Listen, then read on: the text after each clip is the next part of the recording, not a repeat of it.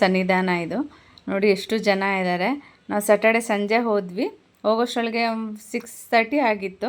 2 ಅವರ್ಸಲ್ಲೆಲ್ಲ ನಮ್ಗೆ ದರ್ಶನ ಆಯಿತು.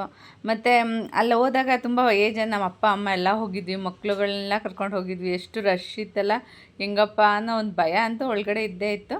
ಅಲ್ಲಿ ಹೋಗಿ ಸ್ವಲ್ಪ ರಿಕ್ವೆಸ್ಟ್ ಮಾಡಿಕೊಂಡು ಈ ಥರ ಏಜ್ ಪರ್ಸನ್ ಬಂದಿದ್ದಾರೆ, ಸೊ ಅವ್ರಿಗೆ ಆಗಲ್ಲ ಅಂತ ಹೇಳಿದಾಗ ನಾವು ಸ್ವಲ್ಪ ಸಾಫ್ಟಾಗಿ ಮಾತಾಡಿ ಅವ್ರನ್ನ ಇರೋದನ್ನು ಅವ್ರಿಗೆ ಅರ್ಥ ಮಾಡಿಸಿದ್ರೆ ಸೊ ಅಲ್ಲಿನ ಜನ ಬಿಡಲ್ಲ ಅಂತೆಲ್ಲ ಏನಿಲ್ಲ. ಒಬ್ಬೊಬ್ರು ಎಕ್ಸ್ಪೀರಿಯನ್ಸ್ ಒಂದೊಂದು ಥರ. ಬಟ್ ನಮಗಂತೂ ನಮ್ಮ ಅಪ್ಪ ಅಮ್ಮಗೆ ಆರಾಮಾಗಿ ಬಿಟ್ಟರು.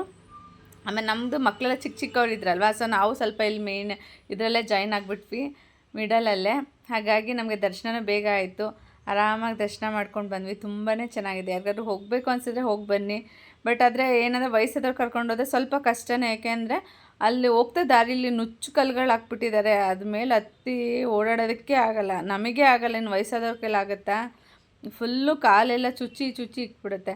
ಅದೊಂದೇ ನಂಗೆ ತುಂಬ ಡಿಫಾಲ್ಟ್ ಅನಿಸಿದ್ದು. ಸೊ ಅದು ಏನಕ್ಕೆ ಅದು ನುಚ್ಚು ಕಲ್ಲುಗಳು ಹಾಕಿದಾರೋ ಗೊತ್ತಿಲ್ಲ. ಮತ್ತು ಇದು ಬಂದು ವಿಶಿಂಗ್ ಬೌಲ್ ಅಂತೆ, ಅದಕ್ಕೆ ಹುಡುಗರು ಹೋಗ್ಬಿಟ್ಟು ಕಾಯಿನ್ ಹಾಕ್ತಾ ಇದ್ದಾರೆ ಅದರೊಳಗಡೆ.